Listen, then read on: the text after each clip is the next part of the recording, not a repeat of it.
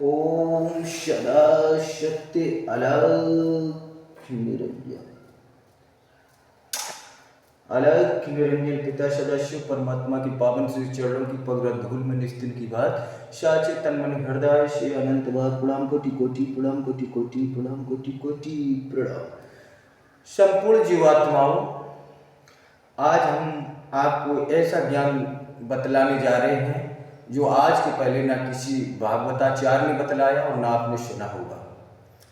जब यहाँ से जीवात्मा मृत्यु को प्राप्त करके वहाँ चंद्रगुप्त और धर्मराज के दरबार में पहुँचती हैं, तो उस दरबार में कई प्रकार की भिन्न भिन्न आत्माएं अपने किए हुए कर्म के अनुसार वहाँ लेखा जोखा है और उसी के आधार पर उनका सवाल जवाब होता है। चंद्रगुप्त और धर्मराज के सामने उनको अपना सवाल जवाब देना पड़ता है, प्रश्नों के उत्तर देने पड़ते हैं कि आपको हमने मानव जीवन दिया और इसका आपने क्या फल, क्या परिणाम स्वरूप लेके यहाँ उपस्थित हुए हैं। ये लेखा जोखा जब खोला जाता है तो जीवात्मा कहती है कि ऐसा ना होता तो हम ऐसा करते और ऐसा ना होता तो हम ऐसा कर लेते। अगर आप मुझे ऐसा बना देते, अमीर बना देते, गरीब अमीर बना देते तो हम ऐसे तो ऐसा कर लेते, हम दान करते, हम गौ सेवा करते, हम गौ माता की रक्षा पालन करते, हम दीन दुखियों की मदद कर सकते थे। तो धर्मराज जी कहते चलो इसे एक मौका और दे दो और इसे अब की बार देखना। लेकिन क्रम बाई क्रम करके जब मृत्यु लोक में वो आत्मा आती है तो वो जब तेरा जग में जन्म हुआ तूने कौल हजार किए। माँ के पेट के अंदर जब बाहर आने को एक जीव आत्मा बेकरार होती है तो उस टाइम परमात्मा से हजारों प्रकार के प्रवचनों में बदना चाहती है कि हे परमात्मा ऐसा तैसा कर दो और मुझे यहाँ से निकालो, मैं आपकी हर एक आज्ञा हर एक वचनों का पालन करेंगे। तो उसी पर कहते हैं अलख निरंजन पिताजी का ब्रह्म ज्ञान कि जब तू माँ के गर्भ के अंदर तूने कौल हजार किए और बाहर आके होश सवाला माया छाई तोड़े सभी इकरार दिए। वो सभी कौल सभी वचनों को छोड़ करके और आपने सभी अपने अनुसार जीवन यापन किया जो तुम्हें उचित लगा। परमात्मा अंदर विराजमान है, उसकी ऊर्जा अंदर विराजमान है हर एक प्राणी हर एक जीवात्माओं के अंदर, लेकिन उसको हमने नकारा, उसकी बात ना मान के अपने मन से चल करके और परमात्मा को भूला बिसराया और अपना जीवन व्यर्थ में गंवा दिया हमने। और फिर हम धर्मराज जी के पास पहुंचे। धर्मराज जी कहते हैं कि हमने तुझे मौका बार बार दिया, अब ये मौका बार बार तो नहीं मिलेगा भाई, एक बार दे दिया मौका, तूने कोई सत्कर्म जाके नहीं किए तो अब जा, तू नाना प्रकार के नरक भोग। तो इसी प्रकार जब संपूर्ण जीवात्मा एकत्रित होके कहती हैं कि परमात्मा जी अवतार लेते हैं या कल्कि जी अवतार या विष्णु जी अवतार लेते हैं, तो विष्णु जी इतने पैसे वाले होके घर में जाते हैं कि राजा महाराजा के घर में जाते, उन्हें किसी वस्तु की आवश्यकता ही नहीं क्योंकि वो तो पहले से ही राजा के घर में जन्मे। जैसे प्रभु रामचंद्र जी ने जन्म लिया तो राजा दशरथ जी के यहाँ और श्री कृष्ण भगवान ने जन्म लिया तो वो देवकी नंदन कहलाए। तो ये राजा महाराजाओं के घर में जन्मे। तो ऐसा क्रम हो कि आप भी भगवान पृथ्वी पे जाके एक गरीब के यहाँ जन्म लेके और अपने मुखवाणी वचनों द्वारा एक सत्य एवं धर्म की जोत जला के दिखवाएं तो हम मानेंगे कि इस धरा पे ये जो साधारण जीवात्माएं हैं वो भी सतमार्ग को धारण कर सकती हैं। ये प्रश्न का जवाब धर्मराज के सामने दिया तो भगवान विष्णु जी ने कहा कि अगला अवतार मेरा कल की अवतार होगा, जो हम एक बहुत ही गरीब साधारण परिवार में जन्म लेंगे और वहां से ही हम सत्य एवं धर्म की ज्योत जलाने का कार्य प्रारंभ करेंगे, सत्य एवं धर्म की राज की स्थापना का कार्य प्रारंभ करेंगे। ना हम आडंबरी होंगे, ना हम धर्म गुरु होंगे, ना मुझे पैसों की भूख, ना हमें बिस्तर की चिंता, हमें किसी प्रकार का कोई लोभ मोह माया या किसी भी प्रकार का कोई बैर धारण नहीं। किसी भी मानव जाति से हम ये निष्कलंक अवतार लेके जन्मेंगे, ना हम सफेद घोड़े पर दिखाई देंगे, ना हाथ में तलवार होगी, ना हम किसी का यहाँ वध करने आए हैं। हम सत्य एवं धर्म की ज्योत जलाएंगे और सत्य एवं धर्म की ज्योत जलाने में हम संपूर्ण जीवात्माओं को मोक्ष का ज्ञान सिखला के मोक्ष द्वारा उनको तारणहार करके उनको परमात्मा के सक्षम ले जाएंगे और उन्हीं में समर्पित कर देंगे, जिनसे उनका जीवन मरण का छुटकारा संपूर्ण जीवात्माओं का बंद होके फिर कभी एक नई सृष्टि की रचना जब हमारे अलख निरंजन पिताजी के द्वारा होगी तो उसमें फिर भागीदारी हम लोगों की होगी। ऐसा तत्वदर्शी ज्ञान बता करके भगवान विष्णु जी स्वयं इस कलयुग में कल की अवतार के रूप में प्रकट हो चुके हैं।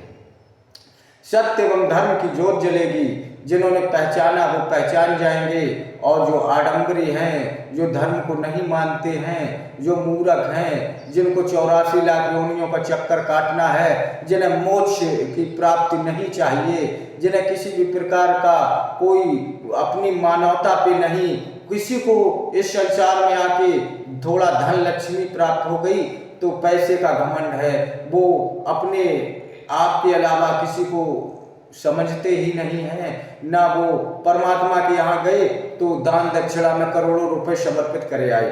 वो करोड़ों रुपए से परमात्मा कभी खुश नहीं होगा। परमात्मा सिर्फ शीश नमाने और शीश झुकाने एवं सच्ची आस्था लगन निष्ठा से खुश होगा। परमात्मा को चढ़ावा नहीं चाहिए। परमात्मा श्रद्धा भक्ति भाव के भूखे हैं। उन्हें अगर भक्ति भाव प्रेम पूर्वक शीश नवा के शीश झुका के आप नमस्कार करेंगे, उनके चरणों में कोटि कोटि प्रणाम करेंगे, तो वो करोड़ों रुपए दान ना दे के आपका ये कोटि कोटि प्रणाम, ये लाखों आपको पुण्य फलदायक देने वाला होगा। परमात्मा नहीं चाहते कि हमारे इस संसार में धाम बने या हम मंदिर बनवाएं या मस्जिद बनवाएं या किसी भी प्रकार का दिखावा करें। अरे हम तो यहाँ सत्य एवं धर्म की ज्योत जलाने आए हैं। अरे जागो सत्य एवं धर्म की ज्योत में और सम्मिलित हो और मोक्ष का ज्ञान प्राप्त करके सदाशिव निराकारी निर्गुण जो अलग अविनाशी, जिसे न काम ज्ञान काम इंद्रियों ज्ञान इंद्रियों किसी भी आप मुखवाणी वचनों या दसों द्वारों से कभी किसी ने भाप या जान ही नहीं पाया। अच्छे अच्छे ऋषि मुनि तपस्वी ब्रह्मा विष्णु महेश किसी ने अलख निरंजन पिता का साक्षात दर्शन प्राप्त नहीं कर पाया। वो दिव्य जो स्वरूप जो सदाशिव निराकारी निर्गुण अलख निरंजन पिता, वो हम सबके बीच में संपूर्ण जीवात्माओं के अंदर ऊर्जावान हैं, मगर हम उनको पहचान नहीं सकते, उनको देख नहीं सकते, और वो नित्य हमको देखते हैं, नित्य हमको दर्शन देते हैं, तब हमको कहीं जाके भोजन की प्राप्ति होती है। अरे हमें चेतना चाहिए। हम इस कलयुग में जी रहे हैं जहाँ औसतन आयु पहले लाखों वर्षों हुआ करती थी, उसके बाद 10,000 वर्षों हुई। तब पहले तो आदमी या मानव के पास मौका था, वो धर्म ग्रंथ पढ़ते थे, वो भक्ति में मगन रहते थे, 10,000 वर्षों तपस्या होती थी। आज 65-70 वर्ष की मानव की आयु रह गई है। मानव निर्मित आयु 65-70 वर्ष में उसे छोटे से बड़ा होना, पढ़ाई लिखाई करना, उसके बाद परमात्मा में ध्यान मग्न होने का किसी के पास टाइम नहीं, क्योंकि कोई मास्टर बन गया, कोई डॉक्टर बन गया, उसने कभी प्रभु भक्ति का सतमार्ग अपनाया ही नहीं।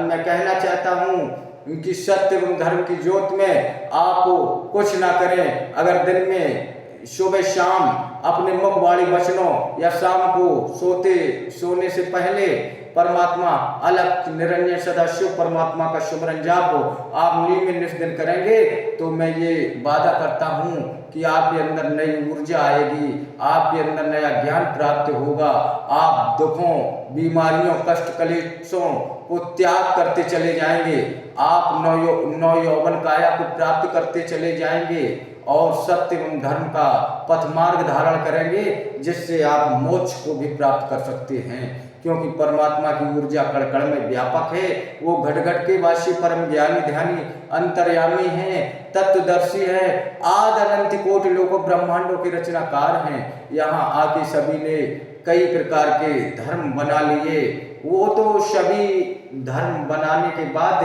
आपस में लड़ते झगड़ते हैं, ये सभी मिथ्या गलत भाव विचार हैं। क्योंकि हम सभी एक ही आदि निराकारी निर्गुण अलग अविनाशी निरंजन 21 लोकों अखिल ब्रह्मांडों भुवनों के रचनाकार जो दसों दिशाओं में विचरित चलायमान रहते हैं, ऐसे पिता द्वारा एक ही पिता के द्वारा सभी ये जीवात्मा उत्पन्न हुई हैं और उन्हीं के द्वारा हमको जब शुरू में उत्पन्न हुई थी तो ऐसा साचा ब्रह्म ज्ञान था कि कोई भी बात मुख वाणी वचनों द्वारा कहें तो वो सत्य हो जाती थी।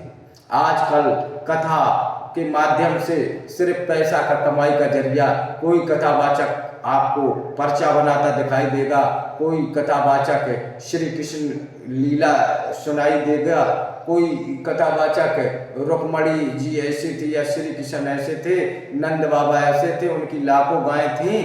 अरे ये लिखा पढ़ाया ये ज्ञान अब देना बंद करो, सत्य एवं धर्म का ज्ञान खुद अपनाओ और किसी से पैसा ना लेके सत्य एवं धर्म का साचा ज्ञान सिखलाओ। अरे तुम पैसा कमाने आए अडम्बरियो तो तुम नाना प्रकार के नरक भोगोगे, तुम्हें तो सत्य एवं धर्म का पथ मार्ग का ABCD का ज्ञान नहीं पता और तुम लोग पर्चा बनाते हो, कोई कहता हम फलाने सिंह, कोई कहता हम ये है और हम ये हैं। अरे जब पहले के ऋषि मुनि हजारों वर्षों तपस्या करते थे तब जाके कहीं उन्हें सिद्धियां प्राप्त होती थी। आजकल उन्होंने कहीं हम हनुमान जी के मंदिर में या कैलाश मानसरोवर घूम आए और हमारे पास संपूर्ण शक्तियां हैं, संपूर्ण ब्रह्मांड का लेखा जोखा बता सकते हैं। ये सरासर झूठ है, ये अपने आप से खिलवाड़ है। अभी तो यहाँ आपने अच्छा जीवन भोग रहे हो, परमात्मा जी के वहाँ चंद्रगुप्त और धर्मराज सब एक एक आपका लेखा जोखा लिख रहे हैं और जब सत्य एवं धर्मराज और चंद्रगुप्त के सामने आप जब पेश होंगे तो 84 लाख योनियों में आप कीड़े मकोड़े बनेंगे। ये सत्य है और अटल सत्य है, क्योंकि हमें दूसरी जीव आत्माओं को कभी भी भ्रम में रख के, उसे अंधेरे में रख के ऐसा कोई ज्ञान नहीं बांटना चाहिए जो ज्ञान ही नहीं। ऐसा हम उसे मुख वाणी वचनों द्वारा सिर्फ हम लालच बस ऐसा ना करें कि वो अच्छा मुझे खिलाए पिलाएगा, अच्छा धन प्राप्त हो जाएगा और बस यही जीवन है। ये जीवन मिथ्या है। ऐसा जीवन या चंद दिनों के लिए तुमने अपना आराम से बिताया और परमात्मा जी आपका सब लेखा जोखा जब देखेंगे तो आपको इतना बड़ा दंड देंगे कि उसकी कल्पना आपने कभी नहीं की होगी। ऐसी वाणी वचनों सच्चा गुरु, सच्चा ज्ञान और सच्ची वाणी परमात्मा अलग निरंजन पिता के स्वरूप दरबार में ज्ञान की प्राप्ति होगी, यह हमारा वादा है। और अभी तो अलग निरंजन पिता जी मुझे ब्रह्म ज्ञान सिखलाएंगे, उसके बाद संपूर्ण शक्तियां भी प्राप्त होने वाली हैं, तब हम सत्य एवं धर्म की राज की स्थापना करेंगे। इसी उम्मीद के साथ सभी भक्तों को ओम सदा सत अलख निरंजन पिताजी के पावन से चरणों की पवित्र धूल में निस्तर के बाद शीश नवा के सिर झुका के प्रणाम प्रणाम प्रणाम बार प्रणाम जरूर बार प्रणाम लाखों बार प्रणाम करोड़ों बार प्रणाम अनंत बार प्रणाम कोटि कोटि प्रणाम कोटि कोटि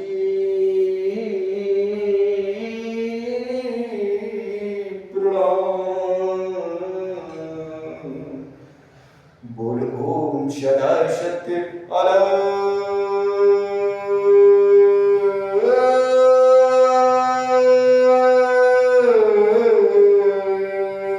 निरंजन।